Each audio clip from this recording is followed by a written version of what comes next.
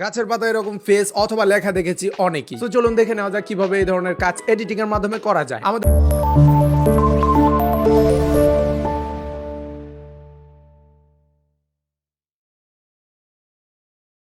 মূলত তিনটি ছবির প্রয়োজন হবে। ফার্স্ট ছবিটা পাতার মধ্যে ফোকাস সেট করে জাস্ট একটি ক্লিক করে নিব। ওকে, ফার্স্ট ছবিটা আমরা পেয়ে গেছি। সেকেন্ড ছবিটার মধ্যে সেম লোকেশনে সেম সব থাকবে, জাস্ট পাতাটাকে সরিয়ে আমরা ব্যাকগ্রাউন্ডের একটি ছবি তুলে নিব। আমাদের নিজেদের জন্য একটি ছবি তুলবো, আর এই ছবিটা আমরা যেরকম খুশি ওই রকমই তুলে নিতে পারি। জাস্ট আমাদের একটি বিষয় খেয়াল রাখতে হবে, সেটি হচ্ছে আমাদের ফেসটা যেন ক্লিয়ার থাকে। ওকে, আমরা আমাদের থার্ড ছবিটিও পেয়ে গেছি। ছবিটার মধ্যে অবশ্যই আমি একটু অ্যাডজাস্টমেন্ট করেছি। লাইক আপনারা দেখতে পাচ্ছেন আমি কোন টুলগুলো কাস্টমাইজেশন করছি। অনেকে ভাবতে পারেন এই ছবিটার মধ্যে তো আমাদের ফেস টোনের প্রয়োজনই নাই, তাহলে আমি স্কিন টোনটা কেন অ্যাড করছি? এটা করার কারণ হচ্ছে ছবিটির কোয়ালিটি খুব খারাপ আসছে, আমি একটু অ্যাডজাস্টমেন্ট করছি যেন পিক্সার্ট এটার ব্যাকগ্রাউন্ডটাকে খুব সহজে ইরেজ করে দিতে পারে। ওকে, অ্যাডজাস্টমেন্ট করা হয়ে গেল, আমরা আমাদের ছবিটিকে ইম্পোর্ট করব পিক্সার্ট অ্যাপ্লিকেশন যোগ করতে পারেন। আচ্ছা, পিক্সার্ট অ্যাপ্লিকেশনের ছবিটি ইম্পোর্ট হওয়ার পর সরাসরি আমরা রিমুভ বিজিতে ক্লিক করব। আমরা ছবিটাকে অ্যাডজাস্টমেন্ট করে নিয়েছিলাম যেন মিস্টেক না হয়, তবুও দেখতে পাচ্ছেন ছবিটির অনেক জায়গা দিয়ে ইরেজ করতে মিস্টেক হয়ে গেছে। আচ্ছা, এখন ইরেজ টুলে চলে গিয়ে আমরা ওই সব জায়গাগুলোকে ম্যানুয়ালি ভাবে ইরেজ করে নিব যেই সব জায়গাগুলো পিক্সার্ট ইরেজ করতে মিস্টেক করে ফেলেছে। আচ্ছা, পিক্সার্টের ব্যাকগ্রাউন্ড রিমুভে যে মিস্টেকগুলো ছিল ওগুলো আমরা কভার করে ফেলেছি। আচ্ছা, নেক্সট আমরা হার্ডনেসটাকে একদম কমিয়ে দিব এন্ড সাইজটাকে মন মতো করে নিয়ে ছবির নিচ সাইডে একটু ফেড করে দিব। হালকা হালকা করে ইরেজ করতে করতে আমরা একটু উপরের দিকে চলে যাব, ছবিটার নিচ সাইডে অনেকটা ফেড হয়ে যাবে। দেখতে পাচ্ছেন খুব পারফেক্ট ভাবে কিন্তু আমরা কাজটি করে নিলাম। এখন ওকেতে ক্লিক করে আমরা ছবিটিকে পিক্সার্ট থেকে সেভ করে নিব। আচ্ছা, নেক্সট আমরা যে পাতার ছবিটিকে ক্লিক করেছিলাম ওই ছবিটিকে ইম্পোর্ট করব পিক্সার্ট অ্যাপ্লিকেশনে। সরাসরি আমরা চলে যাব ড্র অপশনে। এখানে লেয়ার অপশনটার মধ্যে ক্লিক করলে আমরা এখানে একটি প্লাস আইকন পেয়ে যাব। এই প্লাস আইকনটার মধ্যে ক্লিক করলে আমরা দুইটি অপশন পেয়ে যাব, একটা হচ্ছে ইমটি লেয়ার আর একটা হচ্ছে ফটো লেয়ার। আমাদের এখানে ফটো লেয়ারের উপর ক্লিক করতে হবে। তারপর আমাদের সামনে আমাদের গ্যালারিটা ওপেন হয়ে যাবে। ওখান থেকে আমরা যে ছবিটির কাজ করলাম তখন ওই ছবিটাকে ইম্পোর্ট করে দিব। ওকেতে ক্লিক করলে ছবিটা প্রজেক্টের মধ্যে অ্যাড হয়ে যাবে। আচ্ছা, নেক্সট আমরা থ্রি ডট আইকনে ক্লিক করে ট্রান্সফর্ম আইকনটিতে ক্লিক করব। তারপর ছবিটাকে ট্রান্সফর্ম করে আমরা যে জায়গায় এটাকে প্লেসমেন্ট করতে চাচ্ছি ওই জায়গায় করে দিব। নেক্সট আমরা ওকেতে ক্লিক করব, দেন আমাদের সামনে আবার লেয়ার অপশনটা ওপেন হয়ে যাবে। এখানে দেখতে পাচ্ছেন নরমাল লেখা রয়েছে, এটার মধ্যে ক্লিক করে আমরা